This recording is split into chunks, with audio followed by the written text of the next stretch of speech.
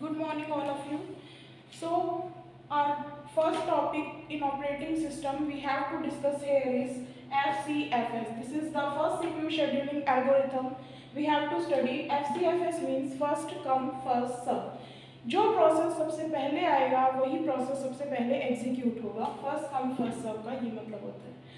अब हमें यहाँ पे टाइमिंग्स पढ़ने हैं. कौन कौन से टाइमिंग? अराइवल टाइम क्या होता है, what is burst time, what is completion time, what is turnaround time, and what is waiting time. So first we discuss arrival time. Arrival time वो होता है कि सबसे पहले हमारा प्रोसेस रेडी क्यू के अंदर, न्यू स्टेट के अंदर जब भी आता है उस टाइम को बोलते हैं हम अराइवल टाइम. देन आता है हमारा बर्स्ट टाइम. बर्स्ट टाइम होता है कि हमारा बर्स्ट टाइम को हम रनिंग टाइम भी बोलते हैं और सीपीयू टाइम भी बोलते हैं. हमारा प्रोसेस सीपीयू के अंदर एग्जीक्यूट होने के लिए कितना टाइम ले रहा है उसे हम बोलते हैं हमारा burst time. Then in all the CPU scheduling algorithm we have to calculate completion time, turnaround time and waiting time.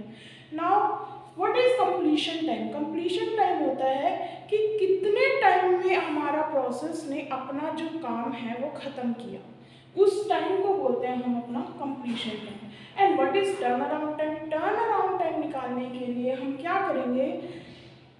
Turn around time is the difference between the completion time and arrival time. Completion time में से arrival time को subtract कर देंगे तो हमारा क्या निकल के आएगा? Turn around time. देन आता है हमारा वेटिंग टाइम. वेटिंग टाइम क्या होता है? The difference between the turn around time and the burst time is known as waiting time. So let's start. We have four number of processes P1, P2, P3 and P4. Here is the arrival time of process P1, P2, P3 and P4. P1 arrival time is 0, P2 1, P3 2 and P4 3. Burst time यानी CPU time और running time. P1 process का running time है 4 unit, P2 का 3, P3 का 2 and P4 का 6. So how we calculate completion time? We use here Gantt chart. Gantt chart कैसे बनता है? देखिए, सबसे पहले जो प्रोसेस अराइवल टाइम जिसका सबसे कम है, जो सबसे पहले आई वो प्रोसेस को लिखेंगे. सबसे कम अराइवल टाइम किसका है? P1 प्रोसेस का 0 टाइम पे सबसे पहले हमारी रेडी क्यू के अंदर कौन सी प्रोसेस आई है? P1 प्रोसेस आई है.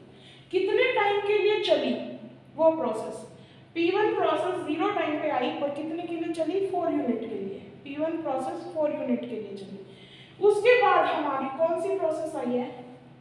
P1 के बाद P2 प्रोसेस आई है. कितने के लिए चली है? 3 के लिए चली है.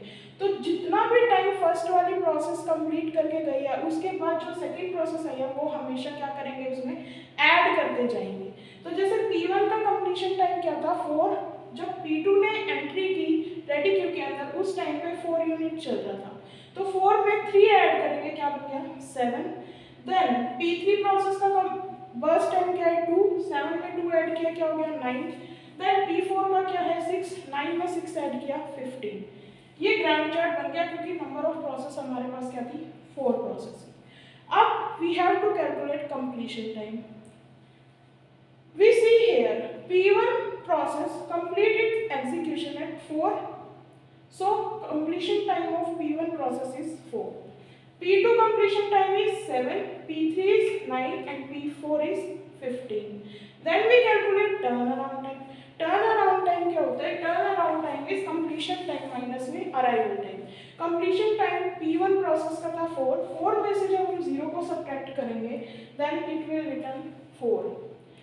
अगेन P2 का कंप्लीशन टाइम 7 था और अराइवल टाइम 1 था. 7 में से 1 सब्ट्रैक्ट किया, हमारे पास क्या आ गया? 6. से similarly P3 and P4 7 and 12. Now we have to calculate waiting time. What is waiting time? Turn around time. जो अभी कैलकुलेट किया है टर्न अराउंड टाइम हमने हर प्रोसेस का, उस टर्न अराउंड टाइम में से हम क्या करेंगे? बर्स्ट टाइम को सब्ट्रैक्ट कर देंगे. बर्स्ट टाइम क्या होता है? हमारा सीपीयू टाइम. कितने टाइम के लिए वो प्रोसेस हमारे सीपीयू के अंदर है वो उसका क्या है? बर्स्ट टाइम है. तो जैसे हमने सब्ट्रैक्ट किया हर किसी की वैल्यू को तो ये रिजल्ट हमारे पास आया है. अब हमारे एग्जाम में क्वेश्चन आता है calculate average turn around time and average waiting time. तो कैसे कैलकुलेट करेंगे एवरेज टर्न अराउंड क्या होता है. Average turn around time is equal to total turn around time upon में total number of processes. Now we have total turnaround time is 29 and total number of processes 4. Divided this 29 by 4. The answer will be 7.25. This is the our average turnaround time. Now average waiting time is total waiting time, that is equal to 17, and divided by my total number of process, that is equal to 4. 17 by 4, that is equal to 4.25. That is the average waiting time and that is average turnaround time. So hope you will understand what is FCFS. Thank you so much.